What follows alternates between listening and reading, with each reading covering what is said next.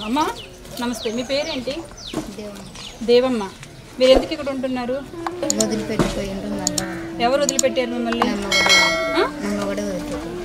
మీ ఆయన వదిలిపెట్టారు. మీకు పెళ్ళి ఎన్నాళ్ళు అయింది? 9 ఏళ్ళు అవుతుంది. అదే కదా, 2-3 ఏళ్ళు అంటే ఇద్దరు పిల్లలు అలా వచ్చారా? మీ ఆయనతో ఉండేటప్పుడు మీరు ఎక్కడ ఉండేవాళ్ళు? కిరాయి కట్టుకునే వాళ్ళు. మరి ఎందుకు మీ ఆయన మిమ్మల్ని వదిలేశారు? ఇంకా వదిలేసి పోయిండు.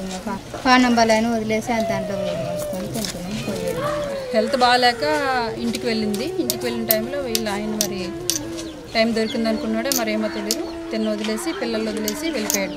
ఎక్కడికి వెళ్ళాడు ఏమైనా తెలుసా? తెలియదు. మీ అత్తగారు వాళ్ళు ఎక్కడ ఉంటారు? మరి మీరు అక్కడ ఉంటారా ఇక్కడ ఉంటారా? ఇక్కడనే ఉంటాం. ఎక్కడ ఎందుకు మీ అత్తగారింటికి వెళ్ళట్లేదు మీరు?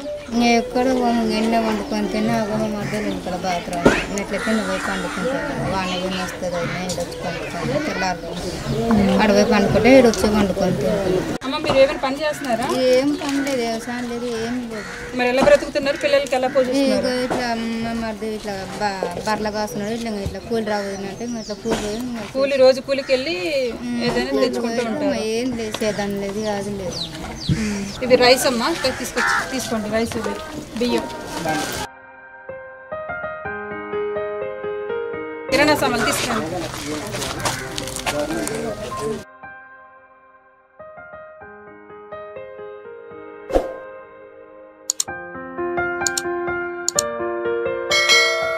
మీ అమ్మ నాన్న ఎక్కడ ఉంటారు?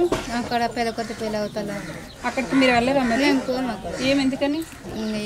ఏం పోవాలన్నట్టు. మరి వాళ్ళు రమ్మని ఇప్పుడు అనలేదా? నేను ఫోన్ చేయను, పోను.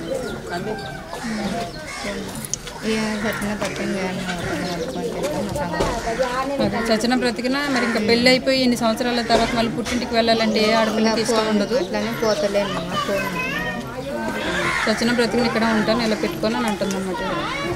ఇదిగో అమ్మ, మరి పిల్లలకి మంచిగా వండేనే పెట్టు, ఓకేనా? ఇంకా భగవంతుడే మీ జీవితాన్ని మార్చాలని కోరుకుంటున్నాను. లేకపోతే ఎవరైనా మానవతా దృక్పథంతో వచ్చి ఈ ఫ్యామిలీని ఏమైనా చేసి మంచి లైఫ్ వెలికిస్తే బాగుంటుందని కోరుకుంటున్నాను నేను. అమ్మ నేను వెళ్ళొస్తాను దేవమ్మ. సరే, పిల్లలకైతే వండి పెట్టండి మంచిగా ఈరోజు, సరేనా? బాయ్ అమ్మ.